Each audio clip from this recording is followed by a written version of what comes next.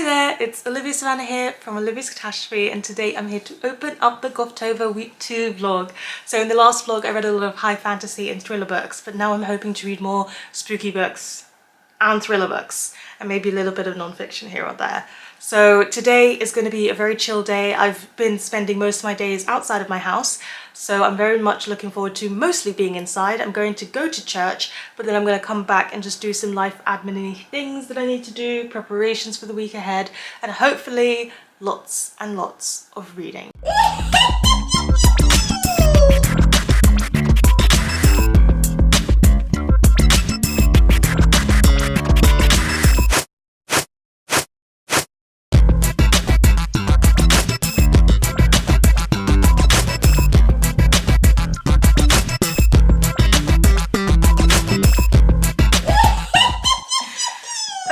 Hello, so the sunlight is doing that weird thing again, but we're fine with it. So I just wanted to give you a brief update. I feel like this vlog is going to be a bit more reading updatey and less vlogging clips of my life like last time, because my new flatmate has moved in now and he still doesn't know that I have a YouTube channel. I always feel like it's the awkward moment where you have to tell people you have a channel, especially if they're going to come across it a lot in your daily life, but I haven't reached that point yet. I haven't gathered up the courage to do that. I've been better at telling people I have a YouTube channel when I don't need to lately, but still not quite there. So this morning before work I finished reading Mina and the Undead, and it was great. The ending had a lot of suspense, had plenty of twists and turns, and it was a very, very exciting ending. I feel like I've talked about this one at length because I read it nice and steadily, but it was a very good young adult, like horror, vampire-y feeling book, and it was just so much fun, and it just had so many turns, and it was just such a good time. I really liked the characters, I really liked what happened in it, and I'm very curious to read the sequel. So yes, this was a very good book, and this ticks off my prompt for flora and fauna. You can see there's some ivy growing on that building, but it also mentions a lot of flora and fauna throughout the book. So now I'm halfway through my Gothtober prompts already, which is very promising because I do want to play the game again and get another set of prompts. And I thought I would just give you a heads up for what I'm going to be reading next, and that is Mexican Gothic by Silvia Moreno-Garcia. I've got two friends who are going to be very happy I'm reading this. Both Hannah from Ladette M and Cara from Wild Book Garden love this author, so it's about high time I get into a book of hers. What is this book actually about? So from the sound of it, this book is about a girl who gets a letter from her cousin saying, please help me, please rescue me from my dull life. So she goes to stay at this house and her new husband is there, and everything's a bit off, everything's a bit strange. It sounds very Gothic-esque and I'm here for it. And also it sounds like Centurion House, Gothic house vibes, which is perfect for the Gothic mansion. So I'll be starting this one this evening hopefully, and last week I got to my tea at the very end. So today we're going to start with the tea and see which one is the 12th one that I need to have next. 12 is all the way up there.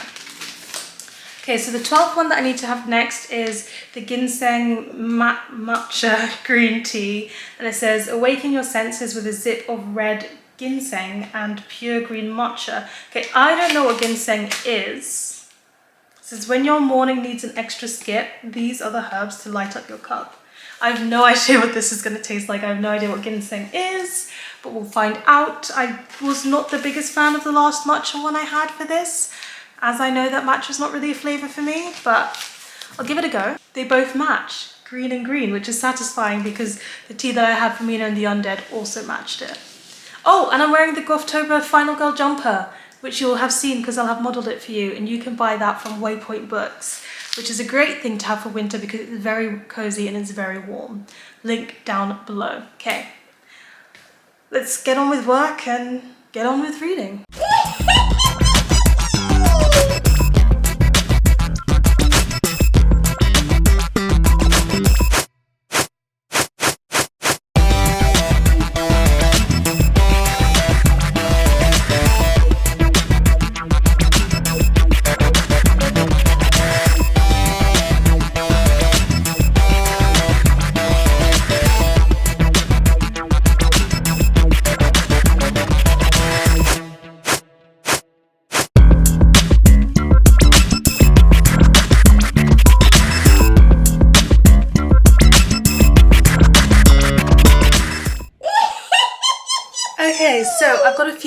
that I would like to update you on because lots of time has passed. What day are we on? We're on day 12 and I just haven't really had much chance for filming. Life has been busy. I've been feeling not ill yet, but like I'm staving off the sickness. I need to sleep a lot.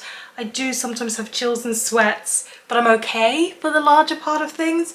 I'm just probably going to be ill at some point. It's going to be too much, but for now I'm hanging in there barely. But I've been gonna drop the books.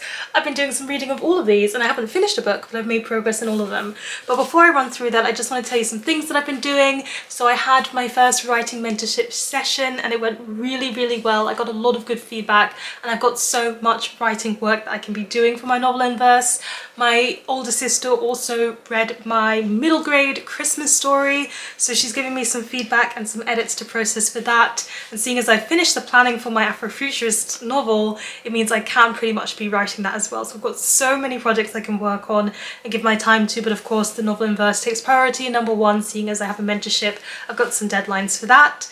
I also this morning did something really, really exciting, which was giving an assembly to a school. So it was some year, I think it was like 9, 10 and 11. And yeah, there were about 100 students and I gave an assembly talk on books by Black authors and why reading Black authored books is important to me, but important to everybody else. And I gave them 10 recommendations as well. And these are the books that I recommended to them. And it was just really nice because I got to talk about things like why novels in verse are important for understanding poetry and retellings are a good way for understanding classics, the importance of film and TV adaptations and getting people into reading through that, and how comics, graphic novels and all of those image focused books like manga are still valid methods of reading. I even impressed upon these teenagers that they can still read middle grade as well. Just want to get people reading in whatever form and way I can. And it was really nice because one of the teachers there in her tutor group shows my videos to the students sometimes to give them some recommendations, so they actually, yeah, they knew me from my channel, which was really nice.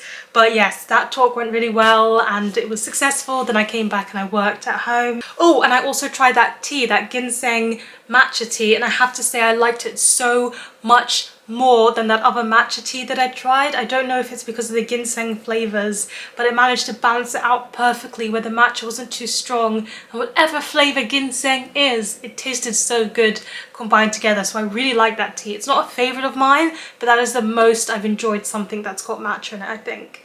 But on to the books now. So the first one you'll probably want to know about because it's my spookiest, gothicist one, and that is Mexican Gothic. And I read 75 pages, almost a third of the way through, and it's one of those very gothic books in that gothic books are slow moving, they are slow paced, and it's a slow build of suspense, and a lot that has to do with gothic is atmosphere and something feeling a bit off, feeling a bit strange, feeling a bit edgy.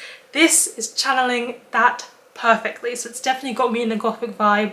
I don't love the main character, but I don't dislike the main character. I think it's going to be interesting to see where the main character goes for that one. Black History Month read that I'm currently going on with, Out of the Sun. I think this is probably like, I've been reading a lot of essay collections lately and I don't think this is my favourite, and I think that largely has to do with not what the essays are focused on, but the way the essays are written, because I like when I start my essay and I've got a semblance of guidance of what the essay is about. So there's always that opening paragraph where they kind of say, not say, but they kind of imply that this essay is going to be on racism in the present day, or this essay is going to be on racism in art and things like that, something that guides you, something that grounds you. This author does not particularly do that. She goes right into the storytelling and the case studies, which is all fine and dandy, but I'm left there wondering, why are you telling me this story? Why am I learning about this? And it's only when I'm halfway through the essay that I'm like, oh, it's all to do with this subject matter. Oh, it's all building up to this one thing. So I think because of the way it's structured, I'm not enjoying this as much. But the subject matters of these essays are interesting. And I'm currently reading one that's dealing and looking at art and race and the future, so it's really talking about Afrofuturism, and I can tell now that I've read a lot of Afrofuturism theory because she's quoting non-fiction books that I've actually read about Afrofuturism. So I feel like, not a master of my subject, but I do think I really know my subject well, and it's kind of rewarding to see that. But it's good, it's just not my favourite essay collection just because of the way that the essays are written. We Are the Brennans, I'm a third of the way through. I'm liking this one, but I'm not loving it as much as I would like to. I really like the big family element. I really like that all of these family members are keeping secrets and they have these secrets hidden away. But what I don't particularly like about this one is that we have points of view switches, and all of the siblings have had their own point of view, and even the character that's not exactly a sibling but feels like a sibling has had a point of view. It's only the disabled sibling that does not get a point of view at all.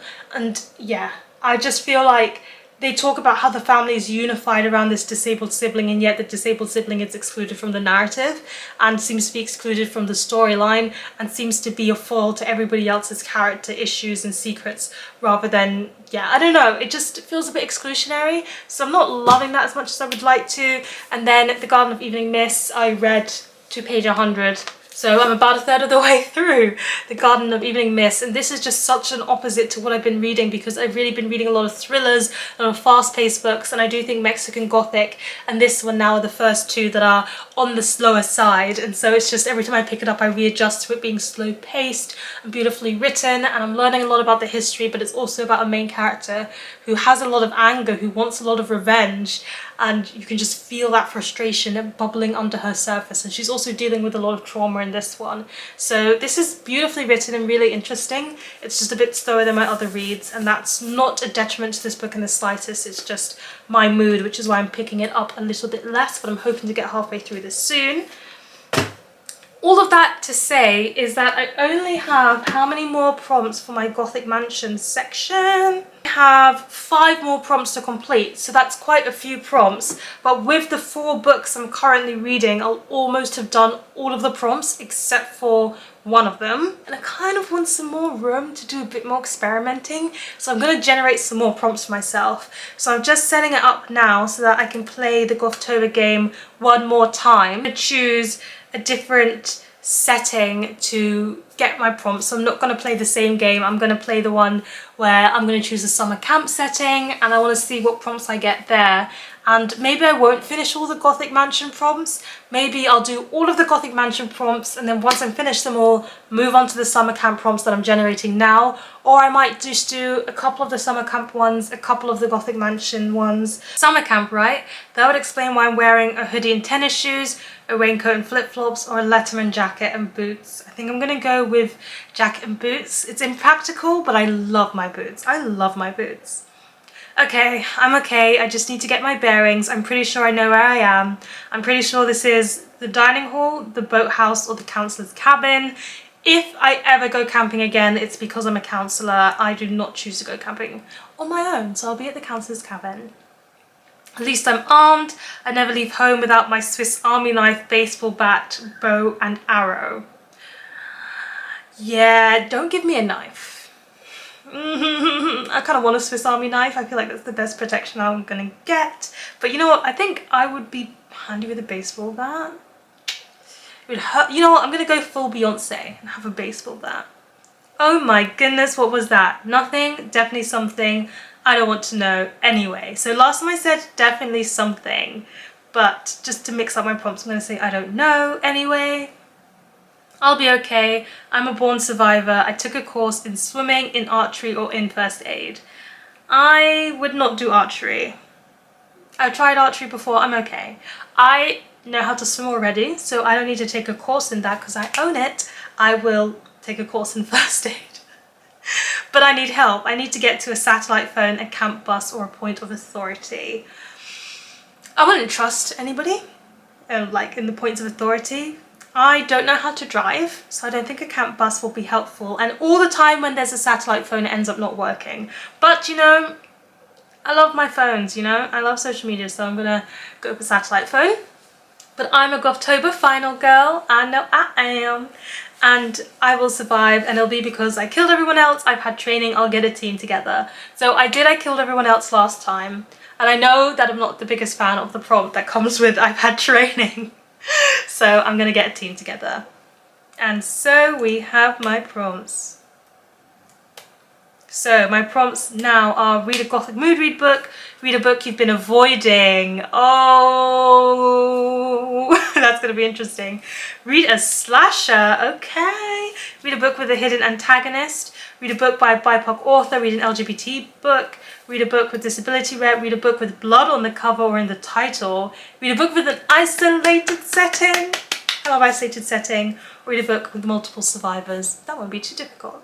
I love my prompt list. So those are prompts. I'm not going to tell you what I'm going to plan to read for any of these, but if any of my books fit this prompt list, I'll be ticking off some summer camp prompts, and I'll clarify from here on out if I do a Gothtober mansion prompt or a summer camp prompt. What a big update. What a big update.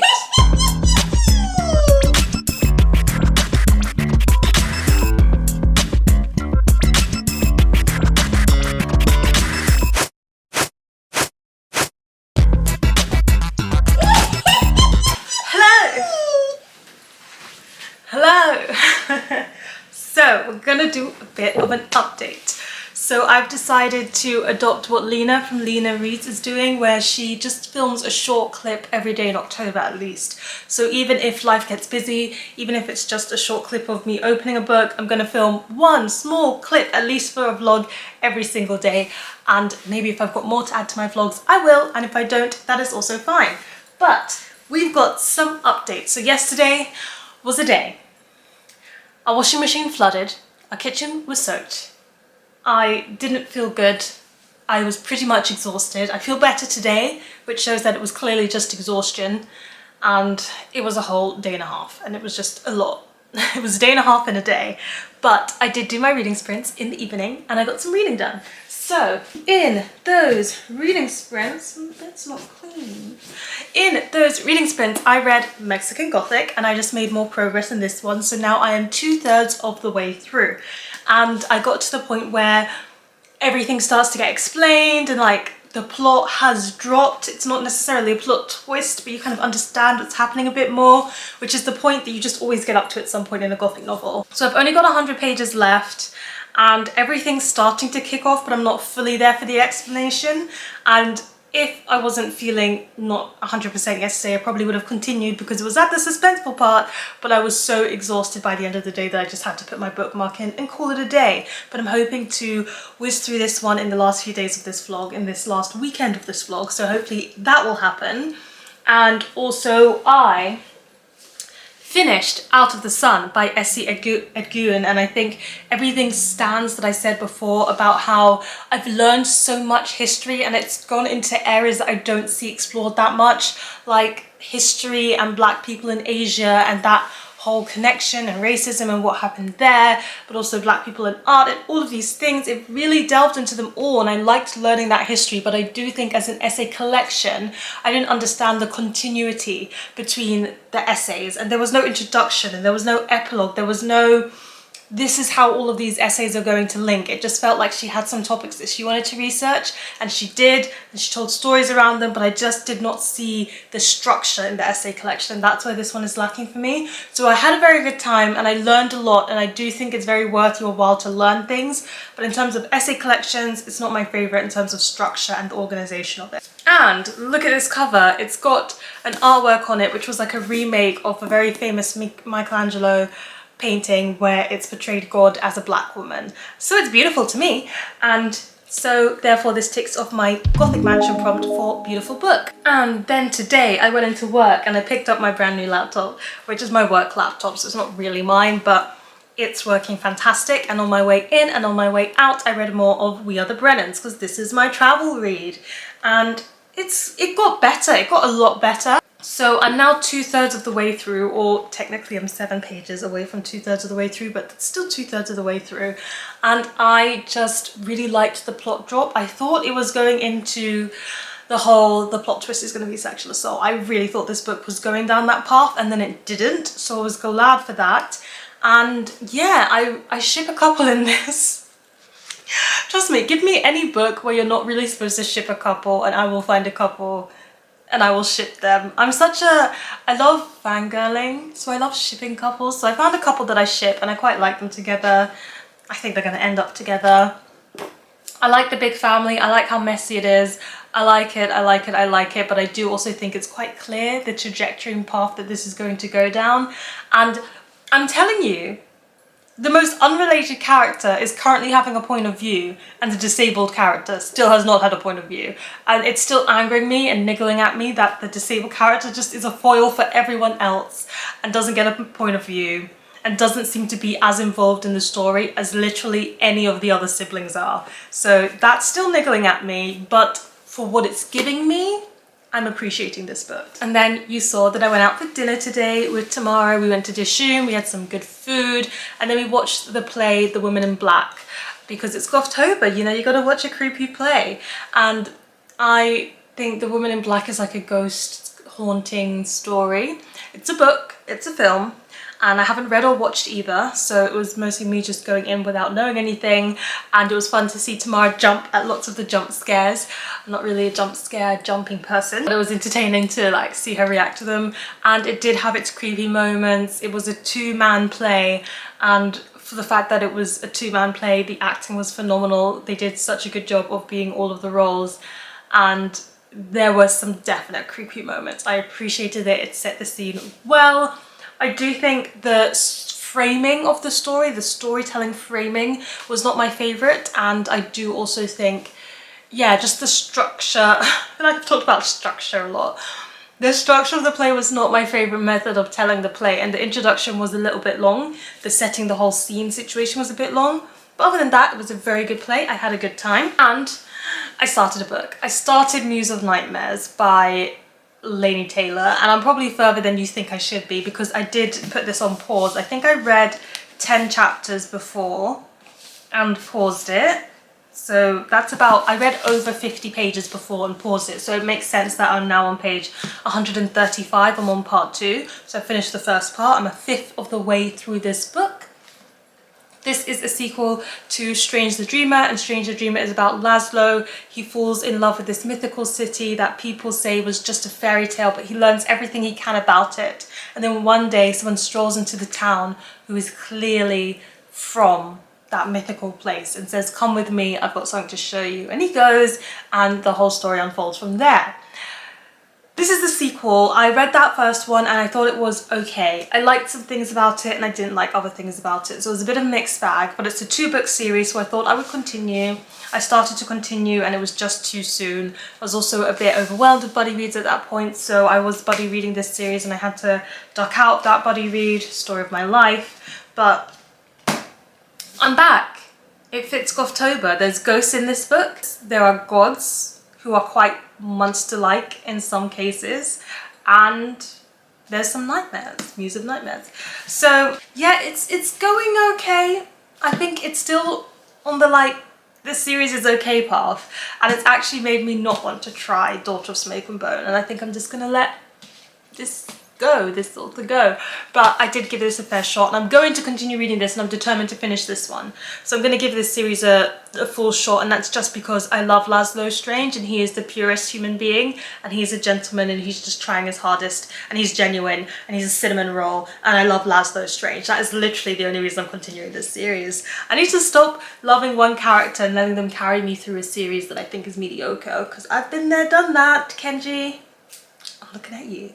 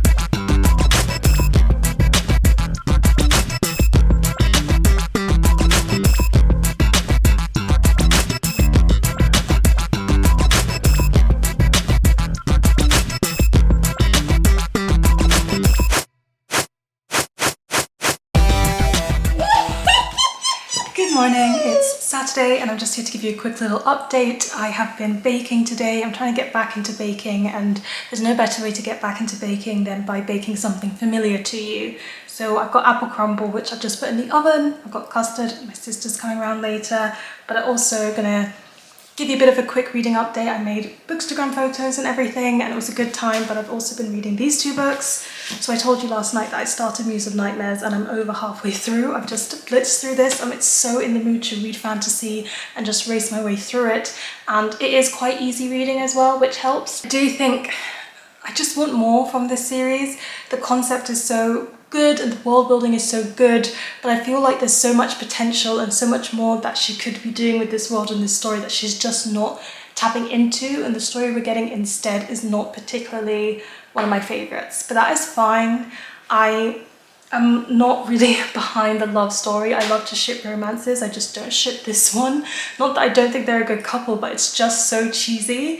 It's just so romanticized, this first love, that I'm just not loving it myself personally, but that's just personal opinion. With the villain, like, I like the concepts of what has happened in the histories and how that makes things difficult, but I just don't like the way the plot is dealing with it. It feels very gentle when it could be more intense. So that's where I'm at, but I am over halfway through. So maybe I'll finish it this weekend, but maybe that's a bit too optimistic. We shall see, but I'll definitely finish Mexican Gothic this weekend because I've only got 50 pages of this left, and this book is thoroughly messed up. It's so messed up. It's so... yeah, it's creepy. It's messed up. The concept is just like, I am enjoying it. I'm having a good time. I do think there's a lot of tell versus giving the character agency in terms of explaining the plot and explaining everything. It just feels like a character tells her stuff rather than she does something to discover answers. But that's fine. I'm still enjoying it. I'm still having a good time, but I would love if the main character had a bit more agency.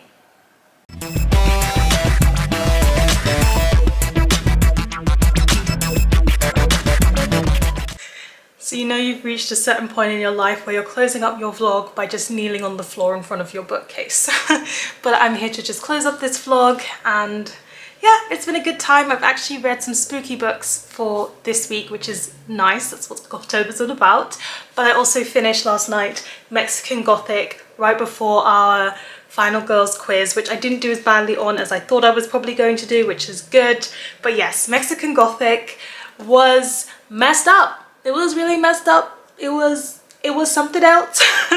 I'm still processing it. It was very dark, it was very disturbing, and it was very well done. I do think I loved it. I do think it's a new favourite, but I do have one squibble, which is the thing of the plot drop that I mentioned and the fact that it does get told to you versus shown to you, but then after that big explanation is given, a lot of things happen which gives the female characters more agency, and I appreciated seeing that. I loved the way the agency was given, and it fits for Gothtober very well.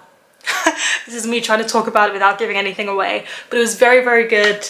It was very dark and disturbing. So I know it says Mexican Gothic, and I feel like the first half of this book, it does follow the traditional kind of Gothic atmosphere and feel, but then after a certain point, for the last third, I would say it really turns into the horror genre. So don't go into this thinking it's going to be a Gothic all the way through. It's got those Gothic elements, but it definitely delves into horror by the end of it, and it was fantastic. And I'm going to read more Silvia Moreno-Garcia, and this ticks off my Gothic mansion prompt for Sentient House. So now I've only got 3 more Gothic mansion prompts left, and they're all going to be ticked off with things that I'm currently reading. So that is very good, and then I'll move on to summer camp. But that is the end of this video. Please let me know in the comment section down below, do you enjoy reading or watching horror, or is it too scary for you? That is what I would like to know. Please give this video a thumbs up if you enjoyed it. Hit the subscribe button if you want to see more, and don't forget to hit that notification bell to be updated every time I have a new video. And you know what they say, onwards and upwards. Excelsior!